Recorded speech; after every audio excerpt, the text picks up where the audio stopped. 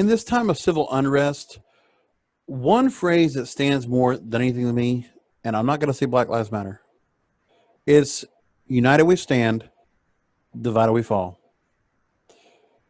The Brotherhood of Man, it was a song done in 1970, and it still stands true to me today. I really do love that. And it's true. We should be united in all causes. We should be uniting with our fellow brothers and sisters of all persuasions, race, creeds, cultures, all of that for equality. We should not be conforming to what people of status are. And I think there's just a common story that I think I want to just continue to put out there because, the whole situation right now leads me to go ahead and talk about status. It's not race to me. It's status. Haves versus the have-nots is what I talked about earlier this week on When I'm Not Podcasting and the audio series and the video series that you either watch or listen to. So now there's a couple of stories that come from this that really are fascinating to me. A debate on media in America. This really put out something to me which really thought was really wonderful. And this comes from a website, dividedwefall.com.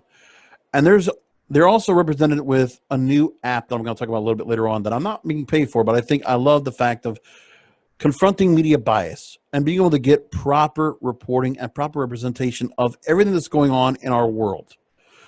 News and information needs to be correct and needs to be put out correctly. So this website is bipartisan. They're fence sitters, just like I am, and I love that. Independent, good. So here's what the story prefaces. They say, we often hear that Americans complain about their bias in news coverage.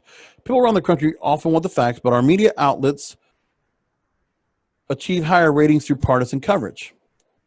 So in the story, they mentioned this. On any given day, it seems like America's at a war with itself. Media pundits and social media influencers are the frontline troops. The weapons are news, spoken with raised eyebrows, feigned irony, imagined injustice, solipsistic condescension. Boy, they love their Scrabble words. And melodramatic NUI. Both seen in Fox News are biased. Absolutely correct. But I contend. Now, in this story, they mentioned that Americans are blessed by great institutions, which there are of, okay? Institutions shape societal norms. And this is why we talk about systemic and institutional. The thing is that we know the importance of what the system that is in place and the institutions that are part of that system, how powerful they are. This is what they're talking about. They develop intellectual capital. They give us behavioral guardrails and rules of conduct that coexist together. They make possible the intricate workings of a democratic nation with a free market economy. Institutions include government, courts, education, banking, agriculture, healthcare, military, houses of worship, and the media. Again, institutions. And the media is one of those. And that's what I'm against. Because there are some points where we've seen some successes in certain institutions where, again, societal norms have changed in the last 50, 60 years. And there have been some ways to make things coexist. People coexist. Institutions teach us our roles and duties as citizens. For America to function correctly, we must be able to trust our institutions. Well, that's the problem. Many people don't trust the institutions and don't trust the system as a whole. That's what's going on. This is what they mean by that. But again, many people are trying to say it's race. No, it's status. And one of the places I will fight for, because I'm not going to fight for everything else, I don't have a dog in the fight for all the other institutions. Okay? There are a lot of other people that are smarter than I am and much more aggressive about it and much more passionate about it than me. My goal is the media. That's what I talk about when I'm not podcasting. That's why I do this series. Media institutions must be ethical. So can they use Fox and CNN as the main examples? And, I can see where they do that. That's fine. They're pivotal institutions that trust to guard our fragile democracy. With their tremendous power goes great responsibility. We expect them to serve the institutional purpose ethically and morally. Some readers are uncomfortable with my use of the word moral. This is not the place to explain Kantian moral theory. However, one can plainly see that morality in journalism is not frivolous or immaterial. We all recognize that politics today is a blood sport in which innocent, honorable people are viciously destroyed to further a party's political prospects. Exactly right, 100%. Cold-blooded ruthlessness might be an effective political strategy, but is undoubtedly immoral. The purpose of the media That's what they go along with.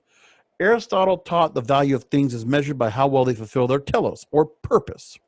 To be of value, institutions must have an aspirational goal that slowly takes us toward loftier reaches of justice, fairness, knowledge, security, and prosperity. So what's the purpose of the media? So every citizen is an elector with an equal vote. The media ought to help them understand how their system works and how to help them know the character of the people who serve them in government.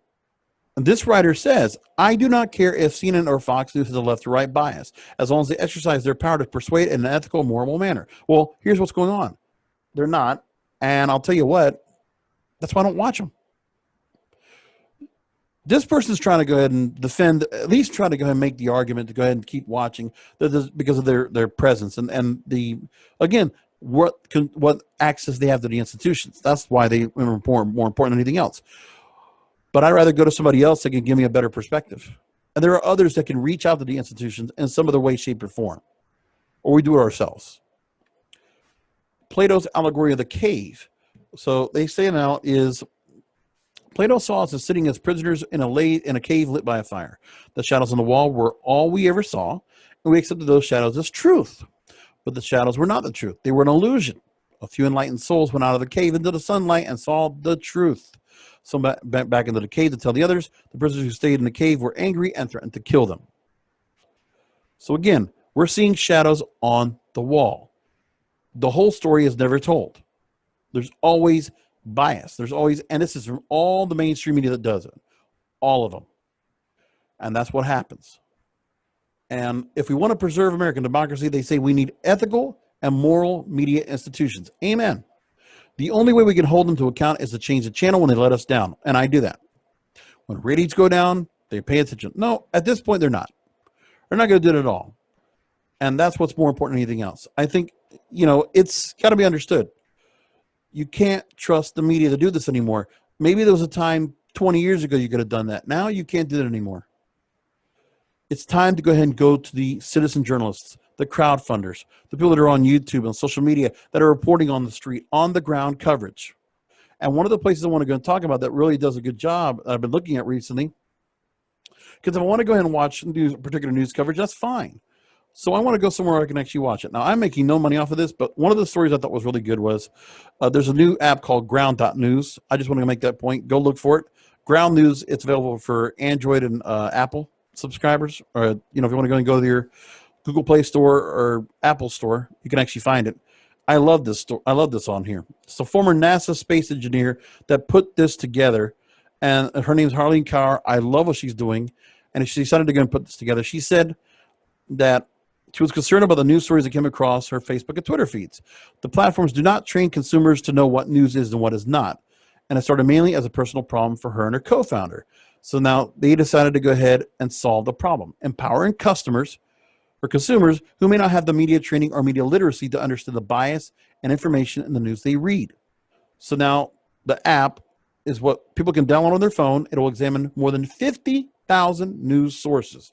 And users can compare how outlets of different political ideologies are covering different stories. I love it. And they got a premium subscription where you get a full breakdown of biases, the time when the story was reported, and the locations where they're being reported from. And it's awesome.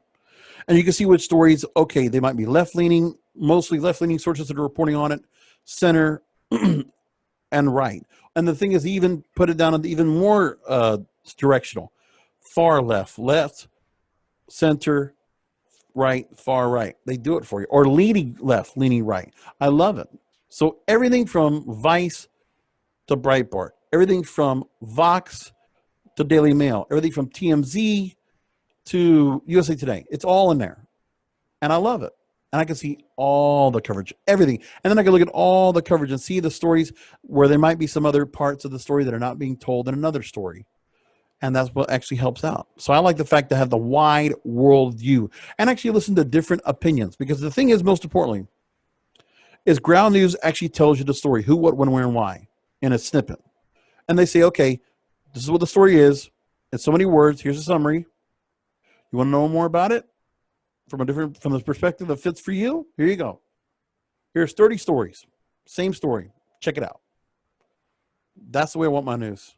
I want With the technology we have right now, we should have the ability to be transparent and see everything that's going on.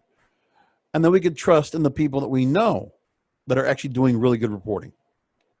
And I like Ground News, and I like the fact that we can have more things like this that are confronting and tackling media bias, because the mainstream media is doing a lot of it, and we need to get out of that whole business altogether. People should be smarter to not look at the mainstream media and take it at face value. Quit watching the shadows on the wall. Go outside and find out what the real world is like.